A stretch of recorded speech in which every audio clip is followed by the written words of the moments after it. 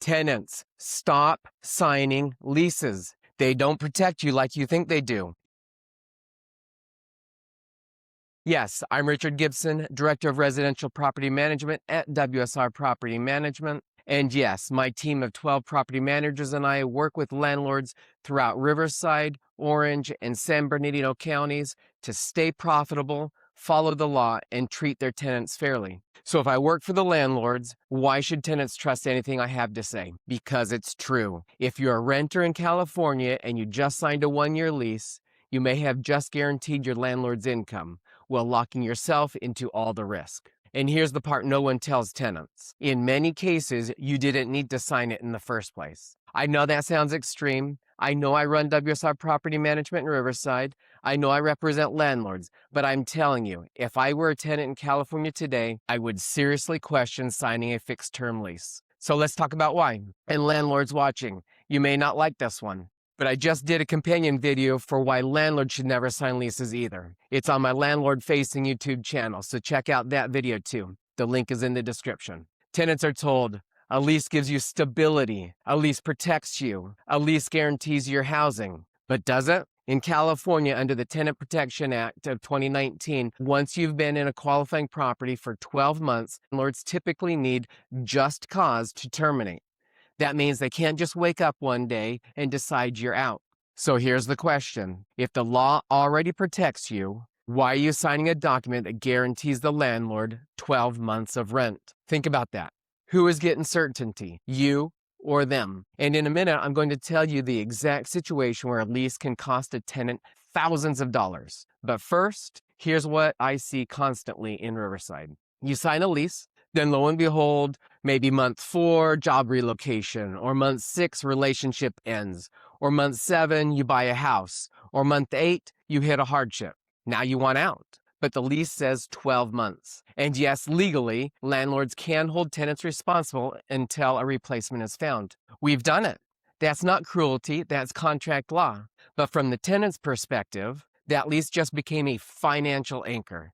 Let me ask you something personal. How certain are you about your job, your relationship, and your finances 12 months from now? If you're 100% certain, you're rare. But I want stability. I hear this all the time. Tenants say, I don't want to be kicked out.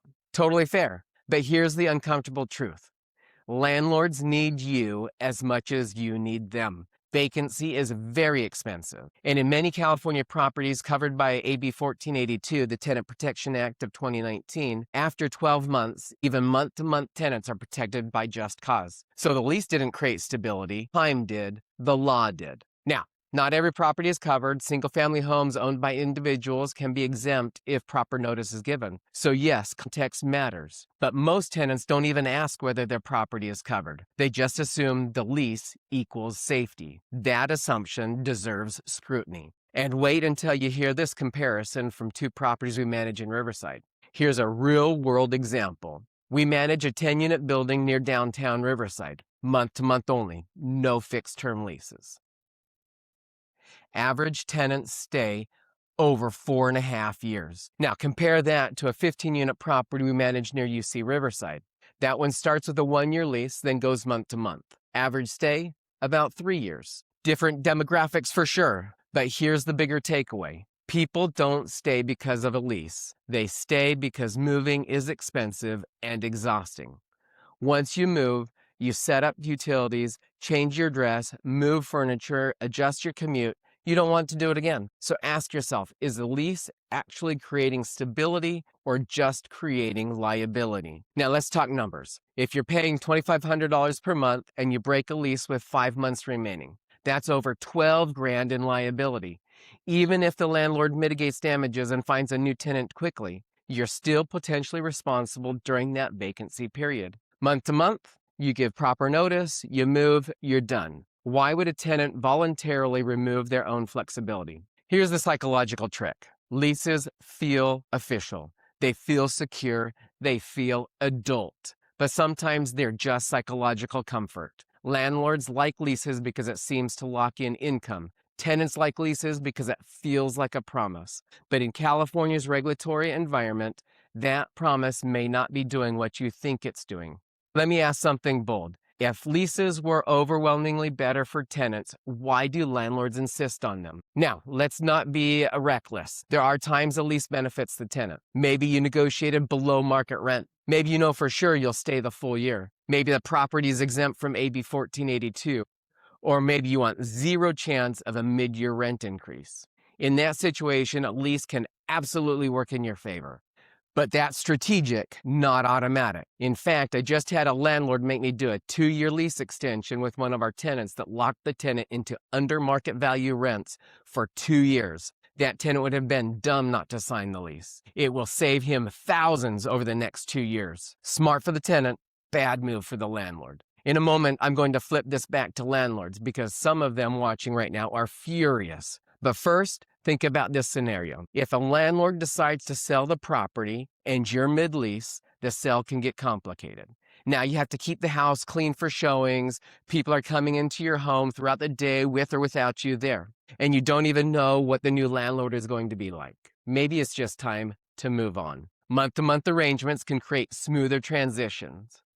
Rigid contracts create rigid outcomes. Flexibility benefits both sides more than people realize. So here's the real debate. Is a lease protection or is it risk transfer? Is it stability or is it obligation disguised as security? And I want the landlords watching this to chime in too.